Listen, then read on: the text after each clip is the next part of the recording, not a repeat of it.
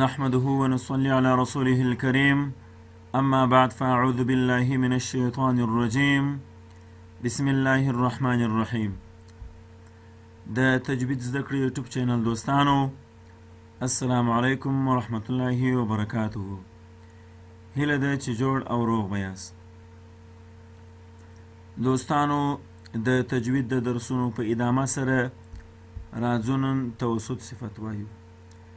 مخکنی درس موږ او ستاسو شدت او رخوت صفتونه وه.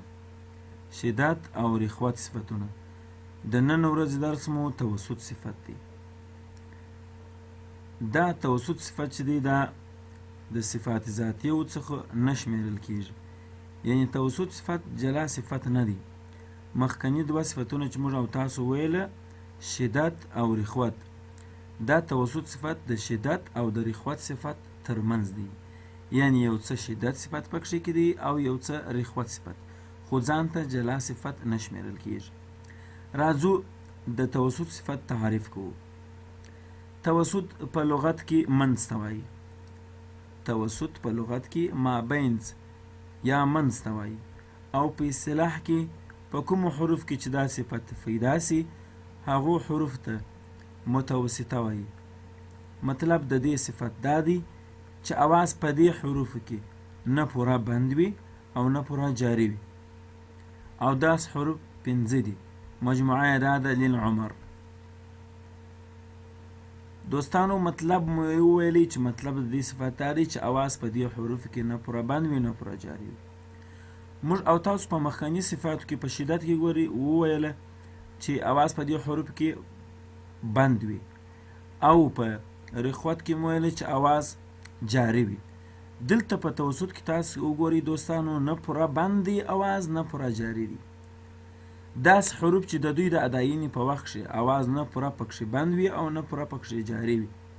داس حروف 5 حروف دي. هغه دغه حروف دي: لین عمر. دغه لین عمر مجموعه چې ده د دغو 5 حروفو د اداینې په وخت کې به په اواز کې سختي نه وي. ځکه په شدت کې چې کوم حروف وه په هغو حروف کې سختي وه او اواز به بند و. خو په رخوت صفت کې بیا په اواز کې نرمي وه او اواز جاري و. دلته نه ډیره سختي سته په لین عمر مجموعه تورو کې، او نه پوره نرمي پکښې سته، نه پوره اواز پکښې بند دی، او نه اواز پوره پکښې جاري دی.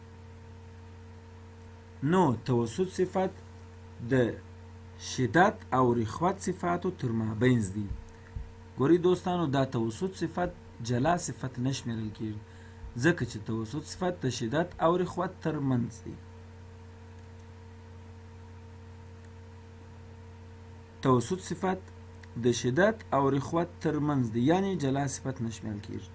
یعنی تر منځ دا معنی چې یو څه شدت صفت پکښې کې دی او یو څه رخوت صفت پکښې کې دی. نو توسط صفت د شدت او رخوت صفتونو تر مابینځ یو حالت دی. دوستانو، تجوید زده کړه یوټیوب چینل سبسکرایب کړئ.